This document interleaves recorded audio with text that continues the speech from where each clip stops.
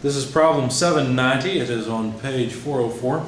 Air is compressed in a piston cylinder device from 90 kilopascals, 22 degrees Celsius to 900 kilopascals in a reversible adiabatic process. Determine the final temperature and the work done during this process, assuming A, constant specific heats, and B, variable specific heats. All right, well, let's sketch what's going on here. The air is being compressed, so here's state 1. Obviously, it's going to take boundary work to compress the air. And the initial pressure is 100 kilopascals. Make sure this is the same. 90 kilopascals. I've got different numbers on my sheet, so I'll have to calculate in real time, but that shouldn't be too bad. The initial temperature, let me make sure I get all these correct, 22 degrees Celsius. And I know that I will need Kelvin units as I go. A lot of times it's best just to go ahead and convert. So let's do that now. 22 plus 273 is 295 Kelvin. Okay. What else? This is adiabatic, no heat transfer, and it's reversible. So what does that tell you? Well, that tells you this is an isentropic process. So we can use any of the isentropic equations in order to solve this. Okay, so state 2, the air is compressed, and we know the pressure in state 2 is 900 kilopascals. Okay? Let's see. Make sure there's nothing else that's different. Yeah, so we're supposed to find the final temperature and the amount of work done. Now, they don't make this clear, but they want the specific work. Notice they didn't give us enough information here to find out how much mass is in the system. So we have no way to do that. The only way we can calculate is the specific work. So I'm going to put a little bar on that to make it a lowercase w. Okay, and we're supposed to do this for case A, where the heat capacities are taken to be constant. And part B will work for the heat capacity as a function of temperature. Okay? So let's work on part A first. Well, if the entropy is constant, well, what does that tell us about state 2? Well, why would we care about state 2? Well, if we want to know how much work is done, we need to know how much energy is in the system at state 2. Think about it this way. If no heat transfer comes out, then all the work that was done on the system is here. In other words, whatever this deposit amount was, that's how much the balance changed in the account. So if we can figure out something about state 2, then we can say how much more energy there is in state 2 versus state 1, and that must be the amount of boundary work. So essentially what we're working with here is that the boundary work must be equal to the change in internal energy of the system. Okay? So we really just want the internal energy in state 2. Now we can approximate this as CV delta T. So really all we want is the temperature in state 2. Okay? Now understand this is part A. This is where we are right now because I have used an average heat capacity. Okay? I can't do this when I go for part B. Okay, and of course by extension they're saying CV is CV of T. And just the heat capacities depend on temperature. So I'm taking an average heat capacity here. Okay. Well, first of all, I need the temperature in state 2, plus I need to know what that heat capacity is, and it really does depend on temperature. I may take some average value of it, and so I'm going to allow it to be constant in this equation, but I need to look it up at the right temperature. I can't just look it up at 295 Kelvin. So I need to calculate the temperature in state 2. Well, we have process knowledge. We know that the process from state 1 to state 2 is an isentropic process. Therefore, we can use an isentropic equation. And here's the one I will prefer to use, and let me show you why. It's one of the either first, second, or third isentropic equations. I know it's not the third. I believe this is the second, but I can never remember them right off. So the reason I chose this one, though, is because I know something about the pressures in states 1 and 2. Oops, sorry. This should be T1. and I know something about the temperature in state 1. So I can get at the temperature in state 2 just by rearranging the equation. Okay. So let's find out what the temperature is in state 2. By the way, notice that this equation also assumes constant specific heats, because this K is the ratio of heat capacity, Cp over Cv. I cannot use this either when I go to part B. But for now, we're okay. So let's see. The temperature in state 1 is 295 Kelvin. The pressure in state 2 is 900. The pressure in state 1 is 90. And so you notice this is just a factor of 10. We have to raise this to the K minus 1 over K. Well, K for air is 1.4. Okay, so 1.4 minus 1 over 1.4. Now the solution that I worked out before is from the past edition, and I forgot to update this one, so I'll have to work this on the fly. Anyway, here we go. 0.4 over 1.4 as the exponent. Raising 10 to that power times 295 gives me the temperature in state 2. So the temperature in state 2, let me jot it down over here. This is where I got it from, the fact that there's no entropy change from state 1 to state 2. It came out to 569 let's just go with 6 Kelvin. Okay, that's what I got from here, just by using the isentropic equation. Okay, so there's the temperature in state 2. Now that I've got that, I can determine the average temperature, or the bulk temperature. And so the average temperature would be just T1 plus T2 over 2. So let's see, I can't do that in my head, but I still have the answer here in my calculator. So I'm just going to add 295 to T2, divide by 2, and it's 432.3 or so. Let's try 432.3 Kelvin. So that's the average temperature between states 1 and 2. Okay, now that I've got that, I should be able to look up the average specific heat. So let's go back to the back of the book. We're in metric units, and we're looking for air. So specific heats of air are on page 910. And let's see, for a temperature a bulk temperature of 432, I should be between 400 and 450. So I'll have to interpolate. Now I'm using the CV equation, or I'm using CV in this equation. Why is it CV and not CP? Well, the pressure is not constant, but that's not why I'm using CV. Also, notice that the temperature is not constant. Neither pressure or temperature is constant. So how come I can use CV? It's because CV quantifies the change in internal energy. It's the account balance that's left in the system. It's not delta H. Delta H would be if you include the account balance with a deposit from boundary work under constant pressure conditions. That doesn't even apply here, right? All we need is CV, because CV goes with delta U. Okay, so let's interpolate for the heat capacity. So the average heat capacity then would be calculated based on this temperature, and the temperatures, or the percentage along the way between the two numbers would be 432 less 400 over 450 less 400. That's just a percentage of the range. That needs to be multiplied by the difference in the heat capacities at those two data points, and that's 0.733 less 0.726. Make sure I copy down the right data points. It's easy to get the wrong row.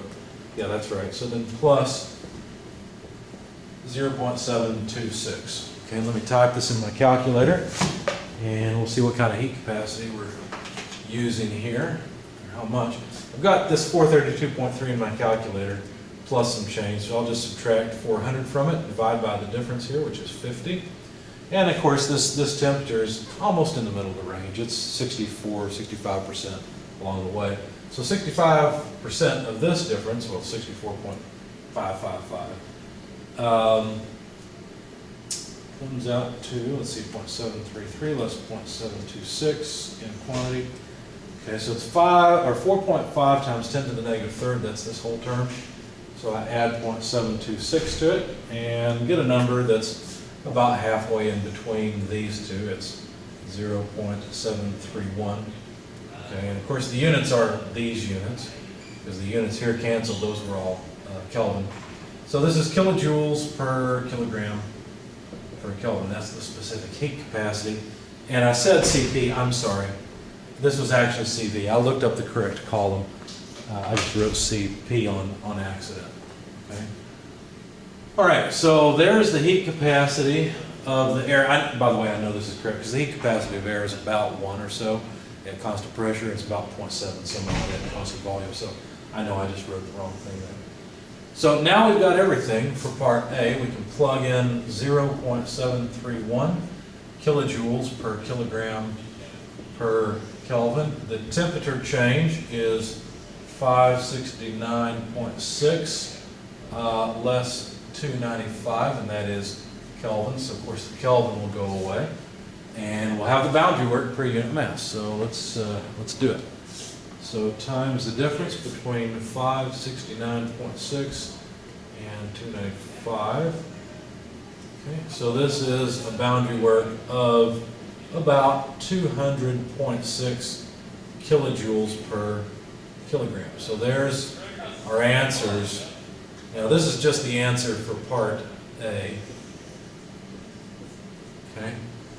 Notice we've assumed constant heat capacities for getting that temperature and that boundary work. Okay, so now what do? Well, if we can't use this idea that the heat capacity is constant, we have to let the heat capacity vary with temperature. How can we do that? We can still use the fact that the entropy is constant. This is still valid process knowledge. That doesn't change. Okay?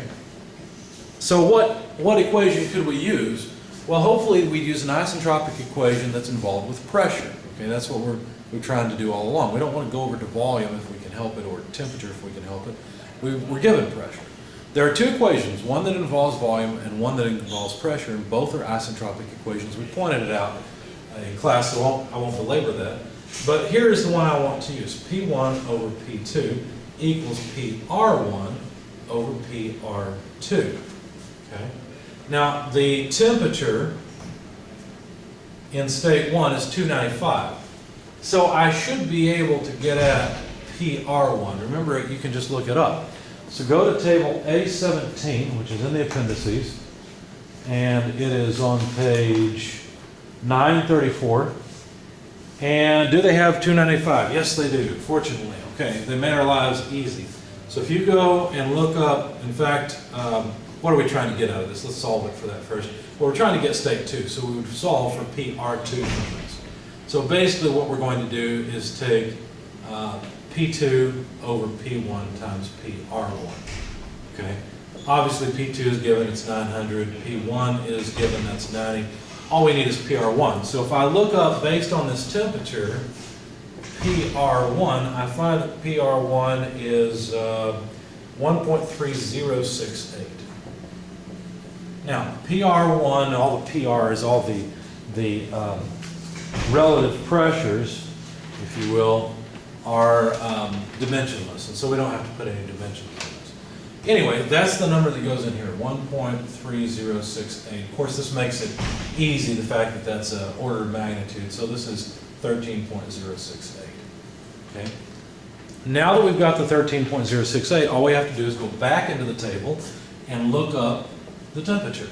Okay, now that's not the only thing we will want, but we'll get that first and then we'll discuss how we're going to find the boundary work. Okay, so T2, let's see, at 13, at PR of 13.068. If you look at the bottom of page 934, you'll see there are two rows. One row is for 560 Kelvin, the other one's for 570. The PR we have is between the 12.66 and 13.5 found on those two rows. So we'll have to interpolate to find T2, but that's okay.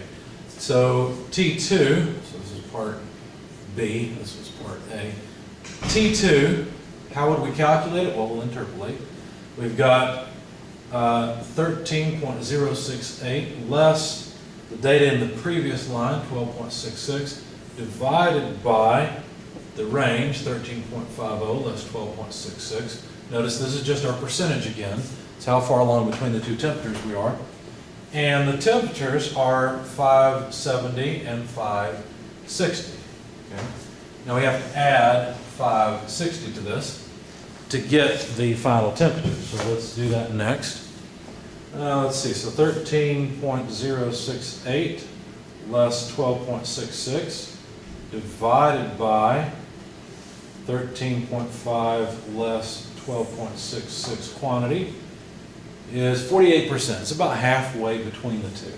Let's multiply that by the 10-degree difference there and add it to 560. When you do that, you find T2 is about 564.86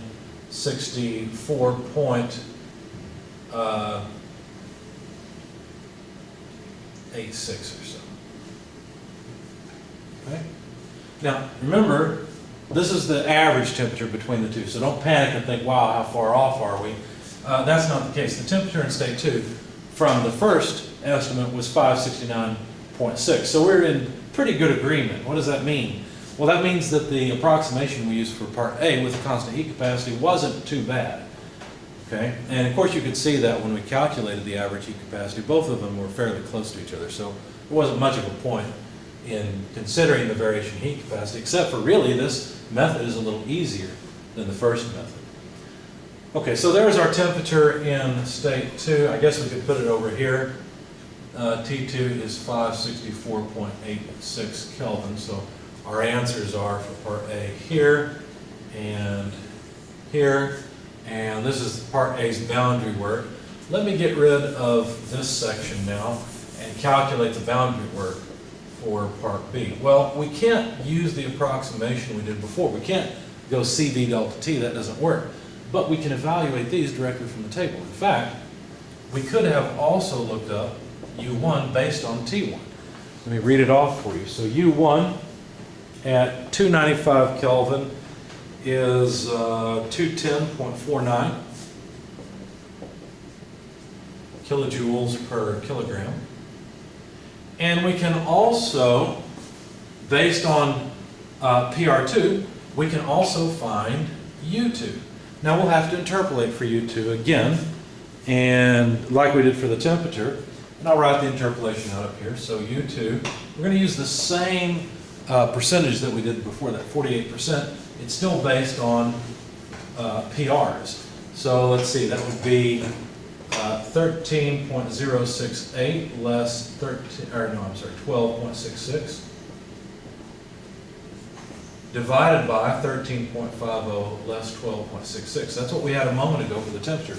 We're doing the same thing. It's just for a different variable in the chart. Okay, so times, now we need the difference in enthalpy between these two internal energy between these two data points. And we were at the bottom of the page, and the internal energy is 411.97 at the high end, and 404, let's try 404.42 at the low end. Of course, we'll have to add 404.42 in order to come up with the internal energy in state 2. So let's do that next. 13.068 less 12.66 in the numerator, divided by quantity, 13.5 less 12.66 in the denominator. There's our 48.5% again, or 48.6% again. Multiplied by, now we've got to actually take the difference. I could do that in my head, but I'd probably get it wrong. So let's just use the calculator. 142 in quantity, there we go, plus 404.42. Okay, so the number I got here is 408.09 or so kilojoules per kilogram when I round it off properly. Okay. So now I can calculate the boundary work. It's just 408.09 less U1, which is 210.49. And those are both kilojoules per kilogram. And so let's see. Comes out to 197.60 kilojoules per kilogram. So there's the boundary work under the assumption that the heat capacity is not constant. Notice it's in pretty good agreement. So the initial calculation was valid, and this one is as well. Notice we cannot say what the total work is because we don't know how big the system is. But if you knew how much mass was in the system, all you'd have to do is multiply these numbers by the quantity of mass, and you know the total work required.